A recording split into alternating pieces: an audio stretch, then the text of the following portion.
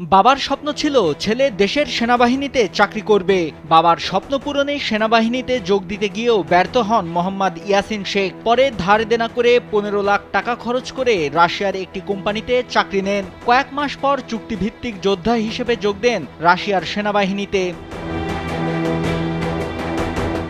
এরপরই রাশিয়ার হয়ে ইউক্রেন যুদ্ধে অংশ নেন ইয়াসিন। যুদ্ধের বিভিন্ন ছবি ও ভিডিও সামাজিক যোগাযোগ মাধ্যম ফেসবুকে প্রকাশ করতেন। কিন্তু ঈদের পরদিন গেল 1 এপ্রিল তার মৃত্যুর খবর পেয়েছে পরিবার। যুদ্ধ চলাকালীন ইউক্রেনের মিসাইল হামলায় প্রাণ হারান বলে জানিয়েছেন রাশিয়ায় থাকা পরিচিত জনেরা।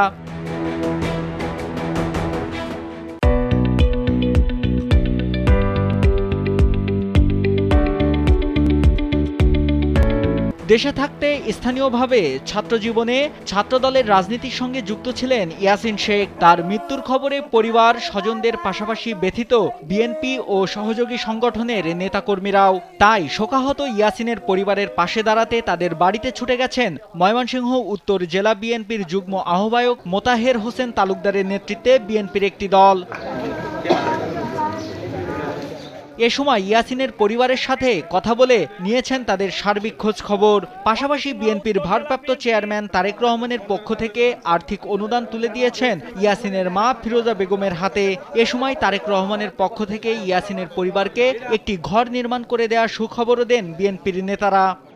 শেখ ইয়াসিন আমাদের ছাত্রদলের সাবেক ছাত্রদল নেতা ছিল, সেই জন্য আমাদের দায়িত্ব এবং কর্তব্য হচ্ছে এই পরিবারের পাশে থাকা। আমাদের নেতা জনাব তারেক রহমান আমাদেরকে সেটা শিখিয়েছেন। আমরা আজকে আনুষ্ঠানিকভাবে বিএনপির ভারপ্রাপ্ত চেয়ারম্যান জনাব তারেক রহমানের পক্ষ থেকে আমরা কিছু আর্থিক সহায়তা প্রদান করব। পাশাপাশি আমরা জনাব তারেক রহমানের পক্ষ থেকে এই পরিবারকে আমরা একটি ঘর উপহার দেব। এদিকে নিহত ইয়াসিনের মরদেহর কি অবস্থা, মরদেহ দেশে আনা যাবে কিনা তা নিয়ে কোনো তথ্যই পাচ্ছে না ইয়াসিনের পরিবার। ছেলের ছবি নিয়ে মায়ের কান্নাই যেন থামছে না। নাওয়া খাওয়া ছেড়ে ছেলের ছবি বুকে নিয়ে আহাজারি করছেন তিনি। অন্যদিকে ভাই হারানোর শোকে যেন পাথর হয়ে গেছেন বড় ভাই রুহুল আমিন শেখ। তিনি বলেন, ধার দেনা ও জমি বিক্রি করে ইয়াসিনকে রাশিয়ায় পাঠান। একদিকে ভাই হারানোর শোক, অন্যদিকে ঋণের বোঝা। কোথায় যাবেন, কি করবেন ভেবে উঠতে পারছেন না তিনি। তবে ভাইয়ের মরদেহটা যেন ফেরত পান, এটাই তার দাবি। ভাইয়ের লাশও পাইতেছি না, আর কিছুই না, এরকম অবস্থা পর আছি। আমার মাও অসুস্থ, অবস্থা খারাপ, আমি কি করবো বুঝতে পারতেছি না। ইয়াসিন শেখ ময়মনসিংহের গৌরীপুর উপজেলার দোহাখলা ইউনিয়নের মরিচালি গ্রামের মৃত আব্দুস সাত্তার শেখের ছেলে।